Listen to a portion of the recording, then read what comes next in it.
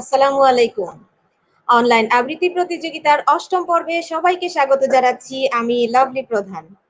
চলছে বাংলা ভাষা, সাহিত্য, সংস্কৃতি চর্চা কেন্দ্র আয়োজিত স্বাধীনতা ও মুক্তিযুদ্ধ বিষয়ক আবৃত্তি প্রতিযোগিতা। স্বাধীনতা ও মুক্তিযুদ্ধ বিষয়ক আবৃত্তি নিয়ে আমাদের এটা চতুর্থ পর্ব। এই প্রতিযোগিতা সকাল 10টায় হওয়ার কথা থাকলেও ইন্টারনেট সংযোগে সমস্যার কারণে এখন প্রচার করা হচ্ছে। সুপ্রিয় সুধী, আজকের প্রতিযোগিতায় যথারীতি আমাদের সঙ্গে সভাপতি হিসেবে আছেন প্রিন্সিপাল ইকবাল সিদ্দিকী স্যার। বিচারক হিসেবে আমাদের অতি প্রিয় দুজন মানুষ বরাবরের মতোই আজকেও দায়িত্ব পালন করছেন, যাদের একজন ঢাওয়াল বদর আলম সরকারি কলেজের বাংলা বিভাগের বিভাগীয় প্রধান অধ্যাপক অসীম বিভাকর। আমাদের সঙ্গে আছেন বিশিষ্ট সংস্কৃতিজন জনাব লিয়াকত চৌধুরী। আরেকজন বিচারক গত পর্বেও আমাদের সঙ্গে যুক্ত ছিলেন, তিনি এই পর্বেও আমাদের সঙ্গে যুক্ত হবেন। তিনি বাংলাদেশ আবৃত্তি সমন্বয় পরিষদের সভাপতি মণ্ডলীর সদস্য, সম্মিলিত সাংস্কৃতিক জোটের তথ্য ও গবেষণা সম্পাদক এবং মুক্তধারা সংস্কৃতি চর্চা কেন্দ্রের প্রতিষ্ঠাতা জনাব রেজিনা ওয়ালি লিনা। তিনি এখনো আমাদের সঙ্গে যুক্ত হতে পারেননি, আশা করছি কিছুক্ষণের মধ্যেই সংযুক্ত হয়ে যাবেন। সুধী মণ্ডলী, আমাদের অনলাইন আবৃত্তি প্রতিযোগিতার 7টি পর্ব ইতিমধ্যে আমরা শেষ করেছি। এই প্রতিযোগিতা 6 ফেব্রুয়ারি থেকে শুরু হয়েছে। প্রতি শনিবার সকাল 10টায় ইকবাল সিদ্দিকী কলেজ ও কচিকাঁচা একাডেমির ফেসবুক পেজ এবং ইকবাল সিদ্দিকী কলেজের ইউটিউব চ্যানেল থেকে এই প্রতিযোগিতা সরাসরি সম্প্রচার করা হয়। বিচারকদের বিবেচনায় প্রতি সপ্তাহে একজন সেরা আবৃত্তিকারকে পুরস্কার দেওয়া হয়। প্রত্যেক বিচারক 100 পূর্ণমানের উপর প্রতিযোগীদের নম্বর প্রদান করেন। সেক্ষেত্রে উচ্চারণে 40, স্বর প্রক্ষেপণে 30 এবং উপস্থাপনের জন্য 30 নম্বর বরাদ্দ থাকে। 3রা এপ্রিল থেকে বাছাই পর্ব শুরু হবে। ধীরে ধীরে সেরা 10 আবৃত্তিকার বাছাই করা হবে। বাছাইকৃত সেরা 10 জনকে নিয়ে আয়োজন করা হবে চূড়ান্ত প্রতিযোগিতা। বাছাই পর্বের এপ্রিল মাসে রবীন্দ্রনাথ ঠাকুরের যে কোনো কবিতা আবৃত্তি করবে প্রতিযোগীরা। মে মাসে আবৃত্তি করবে জাতীয় কবি কাজী নজরুল ইসলামের কবিতা। নজরুলের যে কোনো কবিতা আবৃত্তির ভিডিও 20 এপ্রিলের মধ্যে iq.sidkiqee@gmail.com এই মেইলে পাঠাতে হবে। ভিডিওর ব্যাপ্তি সর্বোচ্চ 3 মিনিট এবং 100 MB সাইজের মধ্যে হতে হবে। শুধু সেরা আবৃত্তিকার বাছাই করা নয়, এই প্রতিযোগিতায় যারা অংশগ্রহণ করবেন এবং যারা দেখবেন তাদের শুদ্ধ বাংলা উচ্চারণ চর্চার মধ্য দিয়ে কবিতার মর্মার্থ উপলব্ধি করার এবং নিজের মননকে সমৃদ্ধ করার সুযোগ সৃষ্টি হবে বলে আমরা আশা করি। সুপ্রিয় সুধী, সম্মানিত বিচারকদের দেওয়া নম্বর অনুযায়ী প্রতি পর্বে একজন সেরা আবৃত্তিকার নির্বাচন করা হয় এবং পুরস্কার প্রদান করা হয়। মার্চ মাসের আবৃত্তি প্রতিযোগিতায় প্রতি সপ্তাহে নির্বাচিত সেরা আবৃত্তিকারকে প্রাক্তন কচিকাঁচা ফোরামের সহ-সভাপতি ইঞ্জিনিয়ার আহমেদ মুগতাদির আরিফের সৌজন্যে পুরস্কার প্রদান করা হবে। আমাদের 7ম পর্বের সেরা আবৃত্তিকারের পুরস্কার এলভিনা জয়ধর এনা ইতিমধ্যে তার হাতে পেয়েছে। এনাকে আমরা দেখতে পাচ্ছি, সুন্দর মিষ্টি হাসিতে দেখা যাচ্ছে এনাকে। বাংলা ভাষা, সাহিত্য, সংস্কৃতি চর্চা কেন্দ্র আয়োজিত প্রথম অনলাইন আবৃত্তি প্রতিযোগিতার আজকের পর্বে মোট 11 জন প্রতিযোগী আছে। আমি তাদের নাম বলে দিচ্ছি। প্রথমে আছে বিরূপাক্ষ দেবনাথ, তারপর রামিসা রহমতুল্লাহ মৃত্তিকা, কাজী আব্দুর রাফি, লামিয়া আফরিন রুসানা, মালিহা মাসফিরাত মেধা, ফাতেমা ইসমাইল কেয়া, জগন্নাথ দে, সাইমা মজুমদার ইনা, ফারজানা আফরিন মারিয়া, সৌরভ দেবনাথ ও মোহাম্মদ জাহাঙ্গীর হোসাইন। তাহলে চলুন আমরা এবার আবৃত্তি শুরু করি। স্বাধীনতা ও মুক্তিযুদ্ধ বিষয়ক আবৃত্তি প্রতিযোগিতার আজকের পর্বের প্রথম প্রতিযোগী বিরূপাক্ষ দেবনাথ। তার আবৃত্তিটি 5ম পর্বে প্রচারিত হওয়ার কথা ছিল, কিন্তু ভিডিওতে সমস্যার কারণে সেটা প্রচার করা সম্ভব হয়নি। অভিভাবক কষ্ট করে আবারও ভিডিও পাঠিয়েছেন। আমরা তাদের ইচ্ছাকে সম্মান রেখে আজকে তার আবৃত্তি দিয়েই আমাদের প্রতিযোগিতা শুরু করব। বিরূপাক্ষ অংশ নিয়েছে মৌলভীবাজার জেলা থেকে। তার বিদ্যালয়ের নাম the Birds Residential School and College. সে 3য় শ্রেণীতে পড়ে। স্বাধীনতা তুমি, কবি শামসুর রহমান। স্বাধীনতা তুমি রবি ঠাকুরের অজর কবিতা, অবিনাশী গান। স্বাধীনতা তুমি কাজী নজরুল, ঝাপড়া চুলির বাবৃদুলার মহান পুরুষ, সৃষ্টির সুখের উল্লাসে কাপা। স্বাধীনতা তুমি শহীদ মিনারে অমর 21শে ফেব্রুয়ারি উজ্জ্বল সভা। স্বাধীনতা তুমি পতাকা শোভিত স্লোগান মুখর ঝাঁঝালো মিছিল। স্বাধীনতা তুমি ফসলের মাঠে কৃষকের হাসি।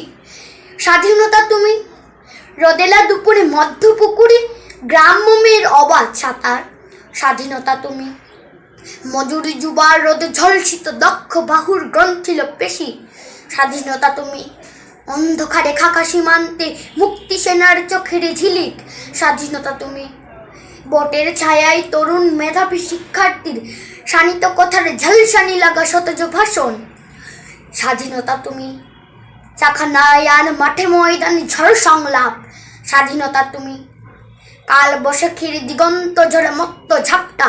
স্বাধীনতা তুমি শ্রাবণে অকুল মেঘনার বুক। স্বাধীনতা তুমি পিতার কোমল যায় না মাঝির উদার জমিন। স্বাধীনতা তুমি ওঠানে ছড়ানো মায়ের শুভ্র শাড়ির কাপড়। স্বাধীনতা তুমি বনের হাতে নগ্ন পাতায় মেহেদির রং। স্বাধীনতা তুমি বন্ধুর হাতে তারার মতন ঝলঝলে এক রাঙা পোস্টার। স্বাধীনতা তুমি গৃহিণীর ঘন খোলা কালো চুল, হাওয়ায় হাওয়ায় বুনো উত্তাম। স্বাধীনতা তুমি খোকার গায়ে রঙিন কুর্তা, কুকির অমন তুলতুলি গালে রুদ্রের খেলা। স্বাধীনতা তুমি বাগানের ঘর, কুকিলের গান, বর্ষি বটের ঝিলিমিলি পাতা, যেমন ইচ্ছে লেখার আমার কবিতার খাতা। সবাইকে স্বাধীনতার সুবর্ণ জয়ন্তীর শুভেচ্ছা জানাচ্ছি।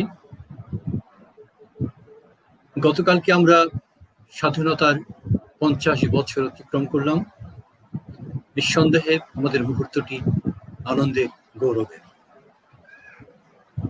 বিরূপাক্ষ দেবনাথকে ধন্যবাদ জানাচ্ছি কবিতা আবৃত্তি করার জন্য। ভালো হয়েছে, তবে ওই উচ্চারণে বিরূপাক্ষ এর আগেও আবৃত্তিতে অংশ নিয়েছিল। আমরা প্রতিবারই উচ্চারণের বিষয়ে কিছু সতর্কতা জারি করি, সতর্ক হবার কথা বলি। যেমন ফেব্রুয়ারি হয়ে গিয়েছে, মধ্য হয়েছে। জলে রাঙা পোস্টার আমার কানে কেন ঝলঝলে হলো, লেখা নয়। এই বিষয়গুলো বিরূপাক্ষকে আরো সতর্ক হয়ে খেয়াল করতে হবে এবং আরেকটু সচেতন হলেই আমার ধারণা বিরূপাক্ষ অনেক ভালো করবে। কেননা কবিতা আবৃত্তির জন্য যে অন্তর্গত একটি গতি দরকার, সেই গতিটা বিরূপাক্ষের মধ্যে আছে, সাহসটা আছে। এখন শুধু টেকনিক্যাল যে বিষয়, সে বিষয়গুলো একটু খেয়াল করলেই বিরূপাক্ষ ভালো করবে। লিনা বা যুক্ত হতে পেরেছেন। তো বিরূপাক্ষকে আমি 55 দিয়েছি। স্বাগত বিরূপাক্ষকে স্বাগত জানাচ্ছি। বলাই হয়েছে যে এবারে আমরা স্বাধীনতার সুবর্ণ জয়ন্তী এবং মুজিব শতবর্ষ পালনের ভিতর দিয়ে আমাদের এই অনুষ্ঠানটা আমরা করছি। তো আগেই বলা হয়েছে উচ্চারণ একটা বড় ব্যাপার। আমাদের প্রত্যেকেরই যারা শুরু করতে চায় এবং সারা জীবন ধরেই ধ্বনি উচ্চারণ, বিশেষ করে স্বরধ্বনি, ব্যঞ্জন ধ্বনি, শব্দের উচ্চারণ, প্রমিত উচ্চারণ, এগুলো শিখতে হবে। এবং কখনো কখনো যেটা আমাদের সবসময় হয় সেটা হচ্ছে আমরা ওকে উ করি, কখনো কখনো একে এ করি, আবার একে এ করি, কখনো কখনো স্বল্পপ্রাণ মহাপ্রাণ হয়ে যায়। যেমন রৌদ্রের উচ্চারণটা আমাদের কিন্তু বলি রৌদ্রে না, রৌদ্রে। তো মেঘনা, এই যে শব্দগুলো, এইগুলো ঠিক রাখতে হবে। চেষ্টা করেছো তুমি, স্বাগত, আরো ভালো করতে পারবে। চমৎকার একটি কবিতা, তোমাকে আমি 56 দিলাম। 56। লিনা আপাকে স্বাগত, রেজিনা ওয়ালি লিনা। কিন্তু এই বিরূপাক্ষ দেবনাথের আবৃত্তি যেহেতু তিনি শুনতে পাননি, তাই এই ব্যাপারে লিনা আপাকে মন্তব্য করতে অনুরোধ করব না। দুই বিচারকের নম্বরকে গড় করেই তাকে নম্বর দেওয়া হবে। পরবর্তী প্রতিযোগী থেকে লিনা আপা যোগদান করবেন এবং তাকে নম্বর দেবেন। আমরা চলে যাচ্ছি সঞ্চালকের কাছে। ধন্যবাদ স্যার। আমাদের এবারের প্রতিযোগী এসেছে মুন্সিগঞ্জ জেলা থেকে। মুন্সিগঞ্জের president professor doctor Iajuddin Ahmed residential model school and কলেজের 10ম শ্রেণীর শিক্ষার্থী। তার নাম রামিসা রহমতুল্লাহ মৃত্তিকা। কবি আনিসুল হকের কবিতা 32 নম্বর। মেঘের ওপারে, আকাশের ওপারে আকাশ, তার উপরে মেঘ, মেঘের মধ্যে বাড়ি, 32 নম্বর মেঘমহল। 32 নম্বরের বারান্দায় দাঁড়িয়ে আপনি, আপনার গায়ে ধবধবে সাদা পাঞ্জাবি, চোখে মোটা কালো ফ্রেমের চশমা, হাতে পাইপ। ছাদের কিনারে সানসেটে উঠছে কবুতরগুলো, উঠানে সাইকেল রিক্সা চালাচ্ছে লাল সোয়েটার পরা রাসেল। পানের ডিব্বা নিয়ে ডাইনিং টেবিলের পাশের গোল টেবিলটাতে সুপারি কাটায় ব্যস্ত আপনার রেনু। জামাল মুক্তিযুদ্ধের ট্রেনিং এর সময় পাওয়া ক্যাপটা পরে আয়নায় তাকাচ্ছে। ছাদের ঘরে বেহালা বাজাচ্ছেন কামাল, মেঘে মেঘে ছড়িয়ে পড়ছে বেহালার মূর্ছনা। আকাশের ওপারে আকাশ, তার উপরে মেঘ, মেঘের মধ্যে বাড়ি, 32 নম্বর মেঘমহল।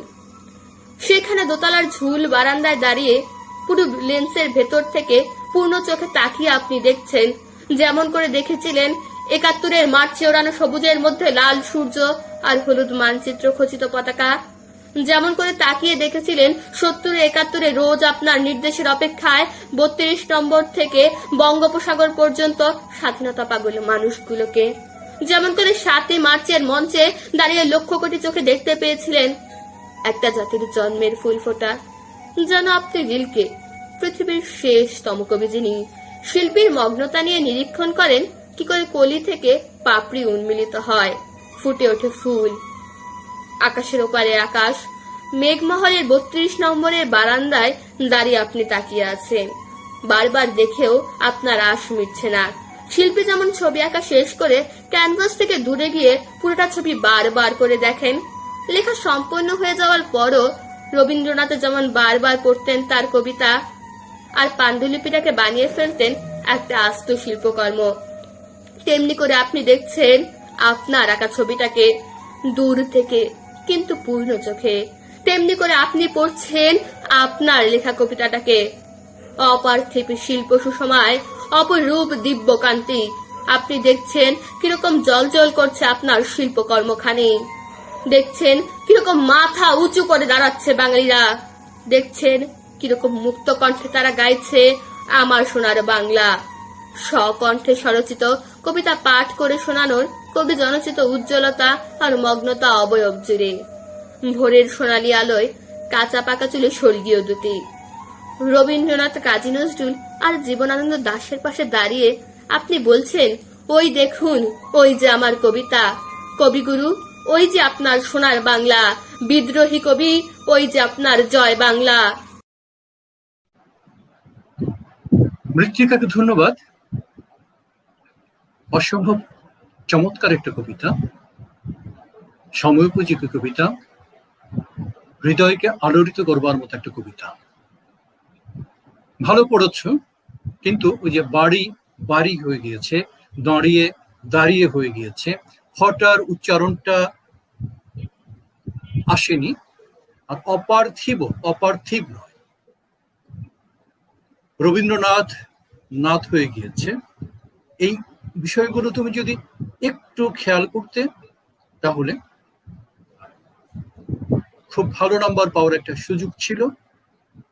ভবিষ্যতে তুমি ভালো নাম্বার পাবে, এই শুভকামনা থাকলো। আমি তোমাকে 70 দিয়েছি।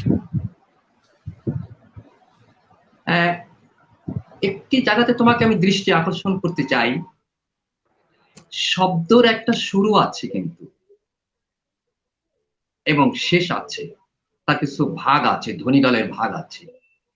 এখন প্রত্যেকটা শব্দের শুরু এবং শেষ যদি আমি পরবর্তী শব্দে জড়িয়ে না ফেলি, তাহলে এই শব্দটাকে আমার সঠিকভাবে তার ফ্রিকোয়েন্সি বা তরঙ্গটা আমাকে তুলে ধরতে হবে, শুরু এবং শেষ অবধি তুলে ধরতে হবে। এই শব্দটি জীবন্ত হয়ে ওঠে কেন? কারণ শব্দ নিজে একটি জীবন্ত ব্যাপার, কারণ শব্দ দিয়েই তো কথা বলবো। এটা চরণে থাকবে এবং চরণ যখন একটা লক্ষ্যের দিকে যাবে তখন সেটা জীবন্ত হয়ে উঠবে, শব্দ এবং চরণ দুটোই জীবন্ত হয়ে উঠবে, তাহলে একটা সংলাপ তৈরি হবে। তুমি যেমন একজন পাঠক যেমন কবির প্রতি সাড়া দেন, ডায়লগ তৈরি করেন, সংলাপ তৈরি করেন, এবং শেষ পর্যন্ত পাঠকও এমনি শ্রোতার সঙ্গে একটা ডায়লগ তৈরি করেন, সুন্দর করে সাড়া দেয় শ্রোতারাও। এই যে ব্যাপারটা যখন তুমি ঘটিয়েছো তখন তোমার কবিতাটা অনেকটা জীবন্ত হয়ে উঠেছে বলে আমি মনে করি। এটা স্বাভাবিক এবং চমৎকার একটি আবৃত্তি। বাড়তি সুর তুমি দাওনি, এই জন্য তোমাকে আমি ধন্যবাদ জানাই। তোমাকে আমি ৭১ দিলাম, 71।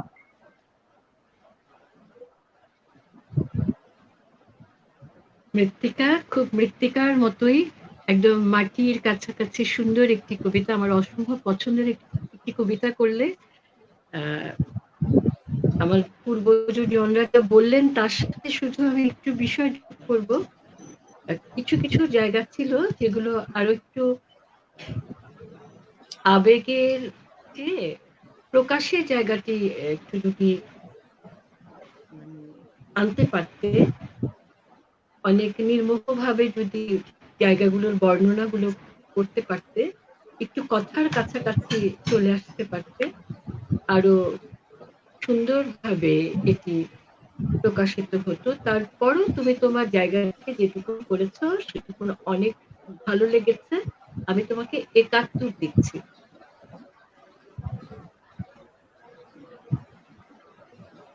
আমাদের এবারের প্রতিযোগীর নাম কাজী আব্দুর রাফি। রাফি চাঁদপুর জেলার ফরিদগঞ্জ আদর্শ একাডেমিতে ১০ম শ্রেণীতে অধ্যয়ন করছে। শ্রদ্ধেয় কবি হেলাল হাফিজের লেখা একটি পতাকা পেলে কবিতাটি। কথা ছিল, একটি পতাকা পেলে আমি আর লিখব না বেদনার অঙ্কুরিত কষ্টের কবিতা। কথা ছিল, একটি পতাকা পেলে ভজন গায়িকা সেই সন্ন্যাসিনী সবিতা মিস্ট্রেস ব্যর্থ ৪০-এ বসে বলবেন, পেয়েছি পেয়েছি। কথাটি ছিল, একটি পতাকা পেলে পাতাকুড়নির মেয়ে শীতের সকালে ওম নিবে জাতীয় সঙ্গীত শুনে পাতার মর্মরে। কথা ছিল, একটি পতাকা পেলে ভূমিহীন মনুমিয়া গাইবে তৃপ্তির গান জ্যৈষ্ঠে বসে খেয়ে। বাঁচবে যুদ্ধের শিশু সসম্মানে সাদা দুতে ভাতে।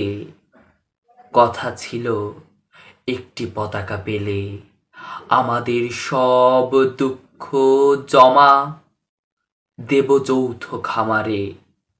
সম্মিলিত বৈজ্ঞানিক চাষাবাদের সমান সুখের ভাগ সকলেই নিয়ে যাব নিজের সংসারে।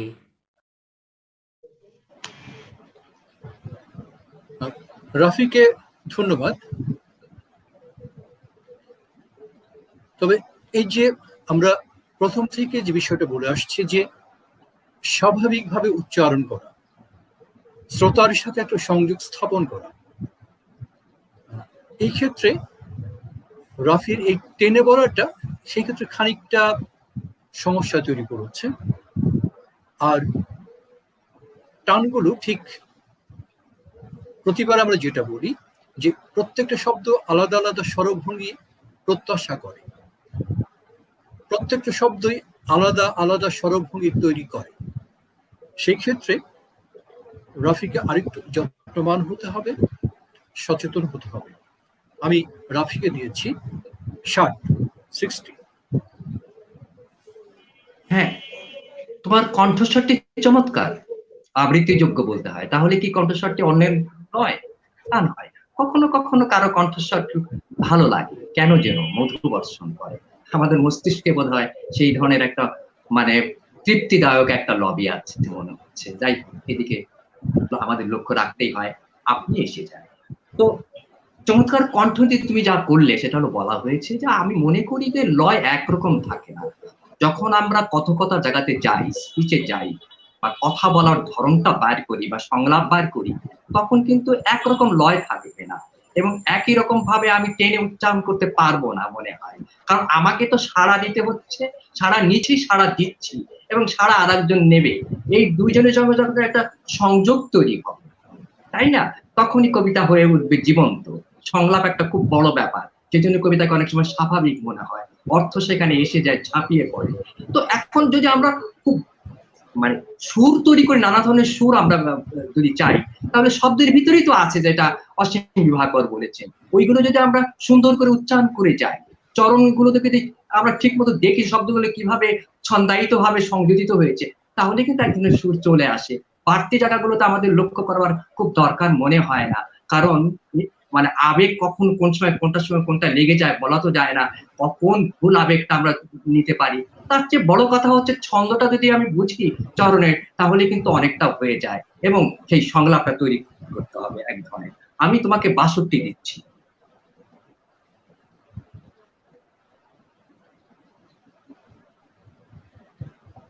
ধন্যবাদ রাফিককে। আমি দিচ্ছি ৫৮। আলোচনা যেটা হয়েছে তার ভিতরে বলা হয়েছে যা, সেটি আমারও মত। বারবারই একটা বিষয় আমাদের মনে রাখা উচিত এবং অভ্যাস করা উচিত, আমরা আবৃত্তি করছি মানে আবৃত্তির বিষয়গুলো আমরা অন্যদেরকে বলছি, বলার কাছাকাছি আমার প্রকাশের ধরনটা যত সাবলীল হয়ে উঠবে, কবিতার তথ্যগুলো বা আবেগ অনুভূতির যে প্রকাশগুলো তত সুন্দরভাবে শ্রোতাকে আন্দোলিত করবে। যারা শেখাচ্ছেন তাদের প্রতি অনুরোধ থাকলো এই বিষয়গুলো যেন একটু ওদের ভেতরে অভ্যাসের জায়গাটা তৈরি করে দেওয়া হয়। এখন আর ওরকম সময় নেই যে টেনে টেনে করবার বিষয়গুলো, এখন আর নেই। এখনকার সময়ের সাথে যাতে যায় সেভাবেই একটু অভ্যস্ত হওয়া উচিত। তবে ভালো লেগেছে নির্বাচন, আমি ৫৮ দিচ্ছি। আর একটু ভালো নাম্বার পেতে পারছি, কবিতাটি অনেক সুন্দর। এই প্রসঙ্গে আমি একটু বলতে চাই যে আমি এই কাজী আব্দুর রাফি এই ছেলেটিকে যতদূর চিনেছি, তার বোন আমাদের এই আবৃত্তি প্রতিযোগিতাতে অংশগ্রহণ করে একবার মনে হয় ২ পর্ব আগে কাজী ইমামা, আফসারা ইমামা এরকম হয়তো নাম, সে সেরা আবৃত্তিকার হয়েছে। তো সেও চাঁদপুরে বিভিন্ন জায়গায় সেরা হয় এবং ওই সেরা করতে গিয়ে যারা সেখানে বিচারকের দায়িত্ব পালন করেন, তারা তার এই টেনে পড়াটাকেই প্রশংসা করে যখন তাকে বেশি প্রথম স্থান দিয়ে দেন, তখন এই শিশুরা ওটাকেই ব্রত হিসেবে নিয়ে নেয় এবং সেটা অনুসরণ করে। আমরা আসলে বিভিন্ন জায়গায় বিভিন্ন কম্পিটিশনে আমি দেখেছি, এর বাবা, এই ছেলেটির বাবাও তার বিভিন্ন ছবি শেয়ার করেছেন, ফেসবুকে দেখেছি, বিভিন্ন জায়গায় পুরস্কার পেয়েছে। যে জিনিসটি আসলে এই শিশুদেরকে বিভ্রান্ত করে, যে হয়তো আমরা বলছি টেনে টুনে পড়ার এখন আর সময় নেই, এভাবে যেতে হবে, কিন্তু সে যেখানে পাশ করে, যাদের কাছে শিখছে, যেটা লীনা আপাও বললেন, যারা তাকে শেখাচ্ছে তাদের প্রতি আসলে আমাদের একটু অনুরোধ থাকবে যে যেন যুগোপযোগী ভাবে তাকে শেখানো হয়। কারণ এতে ওদের মনটা ভেঙে যায় যে আমাদের ওস্তাদ শেখালো এভাবে, আমাদের ঢাকার বিচারক বা গাজীপুরের বিচারক এভাবে বললেন, তখন ওরা অনেকটা আশাহত হয়। তো সেই জন্য আমি কাজী রাফিকেও অনুরোধ করব, যেটা আমাদের অধ্যাপক অসীম বিভাকর, লিয়াকত চৌধুরী এবং রেজিনা ওয়ালি লীনা আপা বললেন, সেই বিষয়টি তুমি দয়া করে একটু খেয়াল রাখবে। এবং আসলে ওরকম কৃত্রিম কণ্ঠ করার সময় পার হয়ে গেছে বহু আগে। কৃত্রিমতা নয়, স্বাভাবিকতার মধ্য দিয়ে আমাদের আবৃত্তিটা করতে হবে, এটাই মূলত আমরা এখন অনুসরণ করছি। আমি মাঝখানে ঢুকে একটু কথা বলে ফেললাম, কারণ আমি জানি এই ছেলেরা, এই কিছুদিন আগে আমাকে এক অভিভাবক ফোন করেছেন যে আমার মেয়েটা তো ময়মনসিংহে প্রতিবার ফার্স্ট হয়ে যায়, আপনাদের ওখানে কিছুই হতে পারলো না। তো দেখা যায় ময়মনসিংহে যেখানে পুরস্কার সে পাচ্ছে সেখানে হয়তো বিচারকরা বা তার আয়োজকরা তাকে খুব প্রশংসা করছে, আমরা হয়তো তেমন প্রশংসা করতে পারিনি। তো এই অসুবিধাটাই ওরা পড়ে। তো আমরা পরবর্তী প্রতিযোগীর কাছে যাই। ধন্যবাদ স্যার আপনাকে। চাঁদপুর থেকে আমরা চলে আসলাম রাজধানী ঢাকায়। সরকারি মোহাম্মদপুর মডেল স্কুল ও কলেজের একাদশ শ্রেণীর শিক্ষার্থী লামিয়া আফরিন রুসানা আমাদের আবৃত্তি শোনাবে এবার। কবি শামসুর রহমান রচিত অভিশাপ দিচ্ছি কবিতাটি।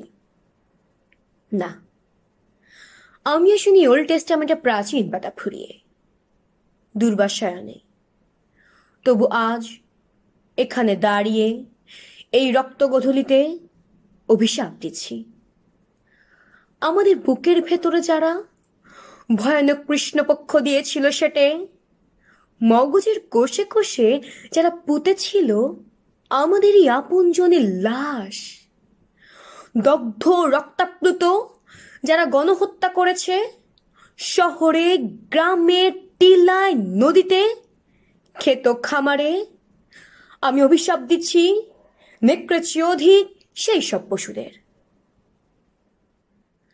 ফায়ারিং স্কোয়াডে ওদের সারিবদ্ধ দাঁড় করিয়ে নিমিষে ঝাঝা বুলেটে বৃষ্টি ঝরালেই সব চুকে বুকে যাবে তা আমি মানি না। হত্যাকে উৎসব ভেবে যারা পার্কে মাঠে ক্যাম্পাসে বাজারে বিষাক্ত গ্যাসের মতো মৃত্যুর বীভৎস গন্ধ দিয়েছে ছড়িয়ে, আমি তো তাদের জন্য অমন সহজ মৃত্যু করি না কামনা। আমাকে করেছে বাধ্য যারা, আমাকে করেছে বাধ্য যারা আমার জনক জননীর রক্তে পা ডুবিয়ে দ্রুত সিঁড়ি ভেঙে যেতে, ভাসতে নদীতে আর বন বাজারে শয্যা পেতে নিতে। অভিশাপ দিচ্ছি আমি সেই সব দজ্জালদের, অভিশাপ দিচ্ছি এতটুকু আশ্রয়ের জন্য, বিশ্রামের কাছে এতটুকু আত্মসমর্পণের জন্য দাঁড়ে দাঁড়ে ঘুরবে ওরা। প্রেতাই তো সেই সব মুখের ওপর দ্রুত বন্ধ হয়ে যাবে পৃথিবীর প্রতিটি কপাট। অভিশাপ দিচ্ছি, অভিশাপ দিচ্ছি, অভিশাপ দিচ্ছি। রুসানাকে ধন্যবাদ। চমৎকার কবিতা, অসাধারণ কবিতা। এবং আমরাও অভিশাপ দিচ্ছি যারা ওসব কাজের সাথে জড়িত ছিল। কিন্তু প্রথম দুটো লাইন, প্রথম লাইনটা তো কেমন যেন কেন যেন ঠিক শব্দগুলো ঠিকভাবে উচ্চারিত হলো না। এবং দুর্বাসা, আমার কাছে মনে হচ্ছে যে তুমি ওখানে খুব বেশি আবেগপ্রবণ হয়ে গিয়েছিলে কিনা। বেশি আবেগপ্রবণ হওয়ার কারণে সে দুর্বাসা শব্দটি ঠিকভাবে, দুর্বাসা তো আসলে দুর্বাসা কে ছিলেন? দুর্বাসা একজন মুনি ছিলেন যে কিনা কথায় কথায় অভিশাপ দিত। এই বিষয়গুলো একটু মাথায় রাখতে হবে। কবিতার মর্মার্থকে উপলব্ধি করবার ক্ষেত্রে তুমি যথেষ্ট মুনশানার পরিচয় দিয়েছ এবং আমার কাছে মনে হয়েছে যে না, কবিতাটি বুঝতে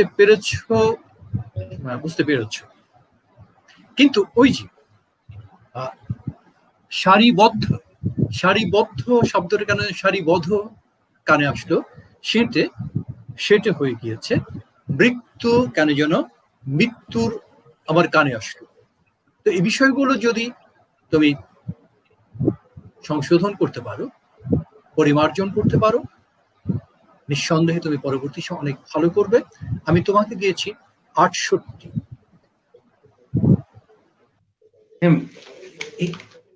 তোমার কবিতা পাঠ, আমি পাঠই বলতে চাই, আবৃত্তি আমার কাছে খুব বেশি ভালো লাগে না। কি কারণে যেন মতের সঙ্গেও মেলে না অনেক সময়। জটা পাঠ বলে একটা কথা আছে কিন্তু ভারতে, শ্লোক যখন আবৃত্তি শব্দটি এসেই যাচ্ছে, ওরা পাঠ করছে, জটা পাঠ শব্দটি, তখন কিন্তু একটার সঙ্গে একটা এনজাম করতে হয়, যোগ করে ওভারল্যাপিং হয়ে যায়, মানে অন্যটার উপরে গড়িয়ে পড়ে। কিন্তু এজন্য যে আমি কোনো শব্দ মানে পরিষ্কার করে উচ্চারণ করবো না তা তো নয়। শব্দ বলা হয়, আমি নতুন বারবার জেনেছি, এই তো কাল জানলাম যে শব্দ নিজের নয়।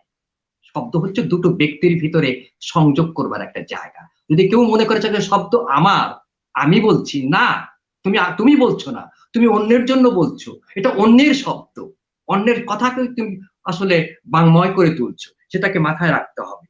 একজন বলেছেন ভারতে শব্দ হচ্ছে একদম স্বর্ণের মতো চকচক করে, অর্থ নিষ্কাশন করে, বোধ নিষ্কাশন করে। অতএব শব্দটাকে মাথায় রাখতে হবে, এর চমৎকার উচ্চারণ, এর বোধ, এর সংযোগ তৈরি করার ব্যাপারটি থাকতে হবে, এবং মনে রাখতে হবে কিভাবে এটা সংযোগ তৈরি হয়ে যায়।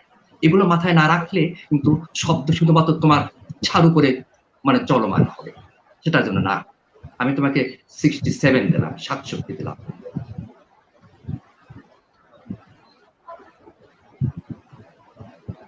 লামিয়া আবৃত্তির জন্য খুব তৈরি হতে পারবে যদি নিজের প্রতি একটু আস্থাশীল এবং যত্নবান হও। অনুসরণের বাইরে নিজেকে একটু বুঝতে পারার অভ্যাস তৈরি করো। যা আমাদের পূর্বজনরা বলে গেলেন, অসীম বললেন, কোথায় বললেন, এই বিষয়গুলো যদি একটু মাথায় রেখে কাজ করা যায়, আর এই কবিতার ভেতরে যে বোধ, সেটা হয়তো শব্দের কারণে আমাদের কাছে মনে হয়েছে তুমি বুঝতে পারছো, কিন্তু আমার কাছে কেন যেন মনে হলো বিষয়টাকে সেভাবে অনুভব করতে পারোনি।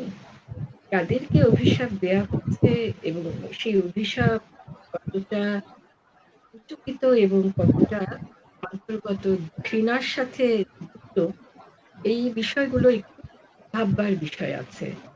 এটি খুব উঁচু স্বরে বা চিৎকার করে বা হাজরা করে দেবার মতো করে বলবার কিছু না, অনেকটা আত্মকথন, নিজেই যেন একটা আবিষ্কার করা, এবং আর উপায়ন তো না দেখে এই ঘৃণ্য পরিস্থিতিটাকে সেরকম একটা মহাজাগতিক শক্তির সাহায্য নিয়ে সমর্পণ করা, যেখানে তার শাস্তি হতে পারে।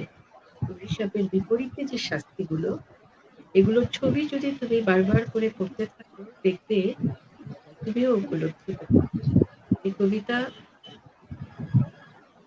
আমাদের সঠিক আবৃত্তি আমরা শুনি, আমাদের চোখে পানি চলে আসবে এবং ভেতরে ঘৃণার যে বোধ, এটিও সঞ্চারিত, সাধারণ পাঠেও এটা সঞ্চারিত হতে পারে যদি আমরা সত্যি বুঝি।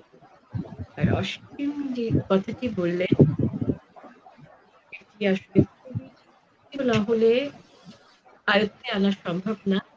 দেখবে যে রাস্তার ভিতরে চলতে গেলে কিছু ব্রেকার থাকে, স্পিড ব্রেকার। তোমার শব্দগুলো চলতে চলতে হঠাৎ হঠাৎ কেন যেন সেই ব্রেকার গুলোর উপরে দাঁড়িয়ে পড়ে, হঠাৎ করে খুব দ্রুত হয়ে যায় শেষের দিকে, সেই জায়গাটাতে একটু যত্ন। আজকে নেট খুব ঝামেলা করছে, আমি জানি না আমি যা বললাম তা সঠিকভাবে শোনা যাচ্ছে কিনা। যদি সেটা শোনা না গিয়ে থাকে, আমার বলাটারও একটা ভুল ব্যাখ্যা দাঁড়াতে পারে। তবে আমার মনে হচ্ছে এত দ্রুততার সাথে শব্দকে চালিত না করে শব্দের যে নিজস্ব স্বাভাবিক অনুপাত, সেই অনুপাতটাকে ঠিক রেখে আবৃত্তি করা অভ্যাস করা উচিত। খুব ভালো তোমার গলার স্বর, আমি তোমাকে 70 দিলাম।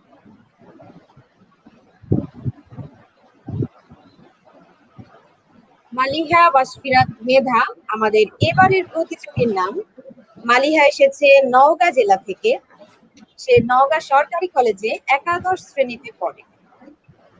কবি নির্মলেন্দু গুণ রচিত স্বাধীনতা এই শব্দটি কিভাবে আমাদের হলো। একটি কবিতা লেখা হবে, তার জন্য অপেক্ষার উত্তেজনা নিয়ে লক্ষ লক্ষ উন্মত্ত অধীর ব্যাকুল বিদ্রোহী শ্রোতা বসে আছে। ভোর থেকে জনসমুদ্রের উদ্যান সৈকতে। কখন আসবে কবি, কখন আসবে কবি। এই শিশু পার্ক সেদিন ছিল না, এই বৃক্ষে ফুলে শোভিত উদ্যান সেদিন ছিল না। এই তন্দ্রাচ্ছন্ন বিবর্ণ বিকেল সেদিন ছিল না। তাহলে কেমন ছিল শিশু পার্কে, বেঞ্চে, বৃক্ষে, ফুলের বাগানে ঢেকে দেয়া এই ঢাকার হৃদয় মাঠখানি? জানি সেদিনের সব স্মৃতি মুছে দিতে হয়েছে উদ্যত কালো হাত। তাই দেখি কবিহীন এই বিমুখ প্রান্তরে আজ কবির বিরুদ্ধে কবি, মাঠের বিরুদ্ধে মাঠ, বিকেলের বিরুদ্ধে বিকেল, উদ্যানের বিরুদ্ধে উদ্যান, মার্চের বিরুদ্ধে মার্চ। হে অনাগত শিশু, হে আগামী দিনের কবি, শিশু পার্কের রঙিন দোলনায় দোল খেতে খেতে তুমি একদিন সব জানতে পারবে। আমি তোমাদের কথা ভেবে লিখে রেখে যাচ্ছি সেই শ্রেষ্ঠ বিকেলের গল্প। সেদিন এই উদ্যানের রূপ ছিল ভিন্নতর। না পার্ক, না ফুলের বাগান, এসবের কিছুই ছিল না। শুধু একখণ্ড অখণ্ড আকাশ যেরকম, সেরকম দিগন্ত প্লাবিত শুধু মাঠ ছিল দুর্বাদলে ঢাকা, সবুজে সবুজময়। আমাদের স্বাধীনতা প্রিয় প্রাণের সবুজ এসে মিশেছিল এই ধুধু মাঠের সবুজে। কপালে কবজিতে লাল শালু বেঁধে এই মাঠে ছুটে এসেছিল কারখানা থেকে লোহার শ্রমিক। লাঙল জোয়াল কাঁধে এসেছিল ঝাঁক বেঁধে উলঙ্গ কৃষক।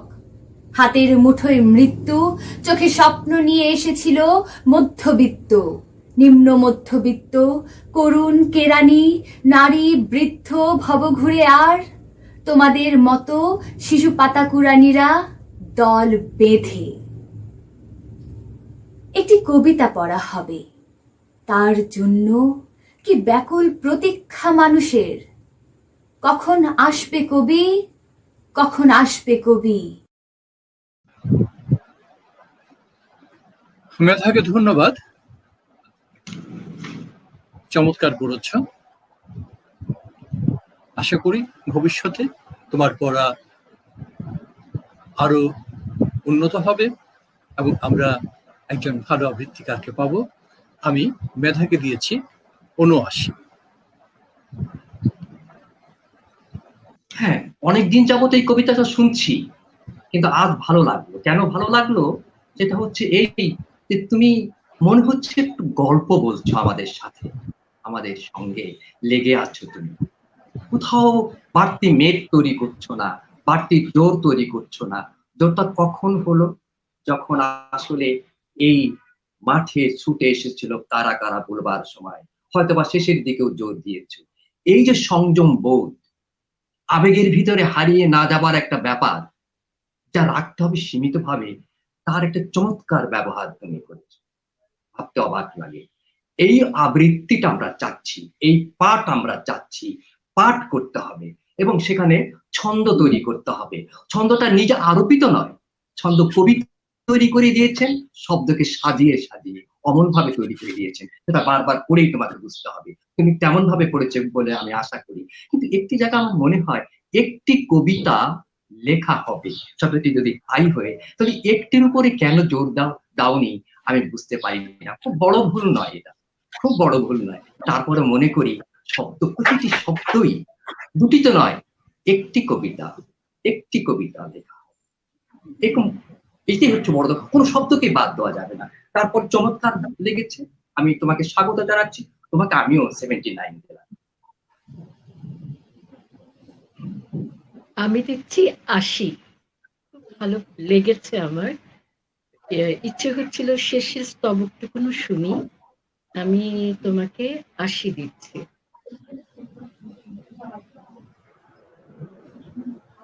আমাদের এবারে প্রতিযোগী শুনিয়েছে চট্টগ্রাম জেলা থেকে। সে রামগঞ্জ সরকারি কলেজে দ্বাদশ শ্রেণীর ছাত্রী। তার নাম ফাতেমা ইসমাইল কেয়া। কবি আবু হেনা মোস্তফা কামালের ছবি কবিতাটি আপনাদের সবার জন্যে এই উদার আমন্ত্রণ। ছবির মতো এই দেশে একবার বেরিয়ে যান। অবশ্য উল্লেখযোগ্য তেমন কোনো মনোহারী স্পট আমাদের নেই, কিন্তু তাতে কিছু আসে যায় না। আপনার স্পিত সঞ্চয় থেকে উপচে পড়া ডলার, মার্ক কিংবা স্টার্লিং এর বিনিময়ে যা পাবেন, ডালাস অথবা মেম্পিস অথবা ক্যালিফোর্নিয়া তার তুলনায় শিশু দোষ। আসুন, ছবির মতো এই দেশে বেরিয়ে যান। রঙের এমন ব্যবহার, বিষয়ের এমন তীব্রতা আপনি কোনো শিল্পীর কাজে পাবেন না। বস্তুত শিল্প মানেই নকল, নয় কি? অথচ দেখুন, এই বিশাল ছবির জন্য ব্যবহৃত সব উপকরণ অকৃত্রিম। আপনাকে আরও খুলে বলি, এটা অর্থাৎ আমাদের এই দেশ, এবং আমি যার পর্যটন দপ্তরের অন্যতম প্রধান, আপনাদের খুলেই বলি, সম্পূর্ণ নতুন একটি ছবির মতো করে সম্প্রতি সাজানো হয়েছে। খাঁটি আর্য বংশসম্ভূত শিল্পীর কঠোর তত্ত্বাবধানে 30 লক্ষ কারিগর দীর্ঘ 9টি মাস দিন রাত পরিশ্রম করে বানিয়েছেন এই ছবি। এখনো অনেক জায়গায় রং কাঁচা, কিন্তু কি আশ্চর্য গাঢ় দেখেছেন? ভ্যান গগ, যিনি আকাশ থেকে নীল আর শস্য থেকে সোনালি তুলে এনে ব্যবহার করতেন, কখনো শপথ করে বলতে পারি এমন গাঢ়তা দেখেননি। আর দেখুন, এই যে নরমুণ্ডের ক্রমাগত ব্যবহার, ওর ভেতরেও একটা গভীর সাজেশন আছে।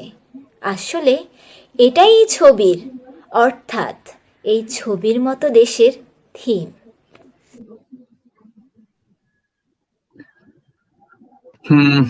আমি তো আসলে পুরোটা শুনতে পারিনি, আমি শেষের দিকে শুনেছি, কারণ আমার বিদ্যুৎ চলে গিয়েছে। তো আমি এখানে নাম্বার দিচ্ছি না আসলে। আমি শুনেছি, পুরোটাই শুনেছি। আমাদের কবিতার ভিতরে একটি দেশপ্রেম ধরা পড়েছে। আমরা এটাকে মুক্তিযুদ্ধের ভিতরে কায়দা করেও ফেলতে পারি, মুক্তিযুদ্ধের কবিতার ভিতরে ফেলতে পারি, কারণ স্বদেশ প্রেম তো আছে। আমার কাছে অনেক শব্দ কেমন যেন সঠিক উচ্চারণ মনে হয়নি। শব্দ উচ্চারণটা একটু শিখতে হবে, ধ্বনি উচ্চারণটা একটু শিখতে হবে, কষ্ট করতে হবে এর পেছনে। কারণ কবিতা তো ওই ধ্বনি শব্দটাকে বেস করেই তো আসলে আমরা পাঠ করি। সেটা ঠিকঠাক মতো না হলে কেমন লাগে বলো তো? একটু কষ্ট তো করতে হবে। যেখানে পাও, যার কাছে ভালো জানো, করো, দেখবে, পরিশ্রম করবে, আগ্রহ নিয়ে পড়বে। প্রয়োজনটা আর কিছু না পাও, ধরো বিবিসির বাংলা সংবাদগুলো একটু শুনলে, বা যেখানে পারো ভালো উচ্চারণগুলো শিখলে, বা মনে করো অনেক উচ্চারণ অভিধান আছে, সেখান থেকে শিখলে, ধ্বনি উচ্চারণটা শিখলে, তাহলে কিন্তু এগোতে পারবে। তুমি ভালো করছো। তারপর উচ্চারণের জন্য আমি খুব বেশি কিছু করতে পারবো না তোমার জন্য।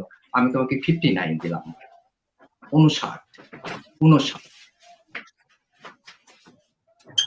আমি এরকম একটি প্রতিযোগিতায় অংশগ্রহণের জন্য, সাহসটির জন্য এই 50 রকম দেয়া। বাকি যে বিষয়গুলো আমাদেরকে দেখতে বলা হয়েছে, এই জায়গাটি যথেষ্ট অযত্ন ছিল। এটা শুধু অযত্ন বলবো না, অবহেলাও ছিল। অনেক এই উচ্চারণ ত্রুটিগুলো, স্বাভাবিক ব্যবহৃত শব্দ, এগুলো ত্রুটি আসলে মেনে নেওয়া এখনকার বাংলাদেশে উচিত না। কারণ আমাদের ভাষা আন্দোলন এবং আমাদের এই রাষ্ট্রযন্ত্রের বয়স কিন্তু অনেক হয়েছে। মাতৃভাষা চর্চার প্রমিত উচ্চারণে স্কুলের ছেলেমেয়েরা অভ্যস্ত হবে না, এটা মানতে পারছেন বলেই যারা শিখেছেন তাদের কানেও লেগেছে। কিন্তু এই বিষয়টা অসীম দেখেন, শব্দগুলো ধরে ধরে আর বলছি না। তারপরও আমি 10টি শব্দের ভুল উচ্চারণ পেয়েছি এতটুকু কবিতার ভেতরে। তো সেই জায়গাগুলো একটু গোচরে আনতে হবে। আমরা আবৃত্তি করছি, কিন্তু এই আবৃত্তির একটি মূল উদ্দেশ্য আছে, সেটি হচ্ছে মাতৃভাষার প্রমিত উচ্চারণে অভ্যস্ত করে নেয়া নিজেকে। কারণ এই ভাষা আমাদের অনেক কিছু দেবে। আজকে যদি প্রমিত ভাষাটি এই আবৃত্তির সুযোগে অভ্যাস করে নেওয়া যায়, তবে সারা জীবন ধরে সে শুধু আলো বাতাসের মতো সমৃদ্ধিই দেবে। তাই আমি অনুরোধ করব তোমাকে এবং তোমার যারা পরিবেশ তৈরি করে দিচ্ছেন, শিখবার পরিবেশ, তারা যেন একটু খোঁজ খবর নিয়ে এই কাজটা করেন। আর অধ্যাপক নরেন বিশ্বাসের উচ্চারণ অভিধান এটি সংগ্রহে রাখতে পারা যেতে পারে। এছাড়া আমার জানা মতে বাংলা ব্যাকরণের ভেতরে এই শব্দগুলো উচ্চারণ সূত্র দেয়া আছে।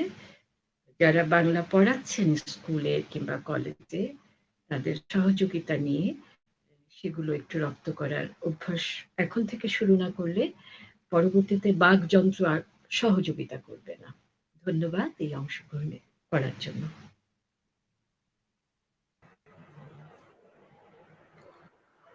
আবৃত্তি নিয়ে আসছে জগন্নাথ দে। তিনি খুলনা টিচার্স ট্রেনিং কলেজে এম.এড পড়ছেন। চলুন তার আবৃত্তি শুনি।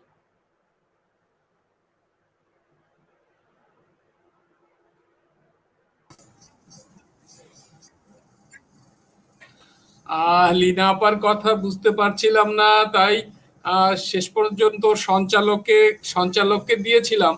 সঞ্চালকের কথাও শুনতে পাচ্ছি না, সম্ভবত ইন্টারনেটের সমস্যার কারণেই। তো আমি নিজেই বলে দিচ্ছি, এবারের প্রতিযোগী এসেছেন খুলনা থেকে, সরকারি টিচার্স ট্রেনিং কলেজ খুলনা থেকে তিনি পাঠিয়েছেন কবিতাটি। তার নাম জগন্নাথ দে, যিনি বিএড করছেন। সম্ভবত তিনি একজন শিক্ষক। আমরা তার আবৃত্তি শুনব। সমবেত সকলের মতো আমিও গোলাপ ফুল খুব ভালোবাসি। রেসকোর্স পার হয়ে যেতে সেই সব গোলাপের একটি গোলাপ গতকাল আমাকে বলেছে, আমি যেন কবিতায় শেখ মুজিবের কথা বলি।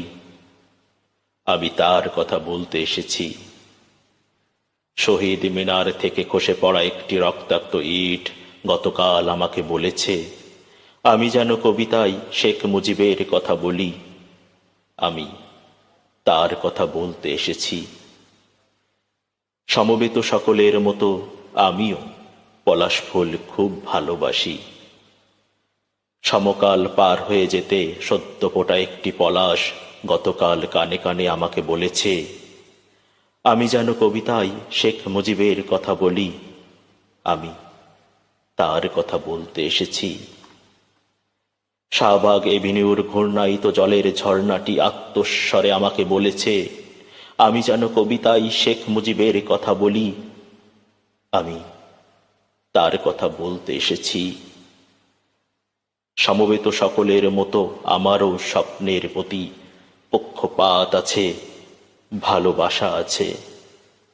শেষ রাতে দেখা একটি সাহসী স্বপ্ন গতকাল আমাকে বলেছে, আমি যেন কবিতায় শেখ মুজিবের কথা বলি। আমি তার কথা বলতে এসেছি। এই বসন্তের বটমূলে সমবেত ব্যথিত মানুষগুলো সাক্ষী থাকুক। নাফোটা কৃষ্ণচূড়ার শুষ্ক ভগ্ন অপ্রস্তুত প্রাণের ওই গোপন মঞ্জুরিগুলো কান পেতে শুনুক। আসন্ন সন্ধ্যার ওই কালো কোকিলটি জেনে যাক, আমার পায়ের তলার পুণ্য মাটি ছুঁয়ে আমি আজ সেই গোলাপের কথা রাখলাম। আমি আজ সেই পলাশের কথা রাখলাম। আমি আজ সেই স্বপ্নের কথা রাখলাম।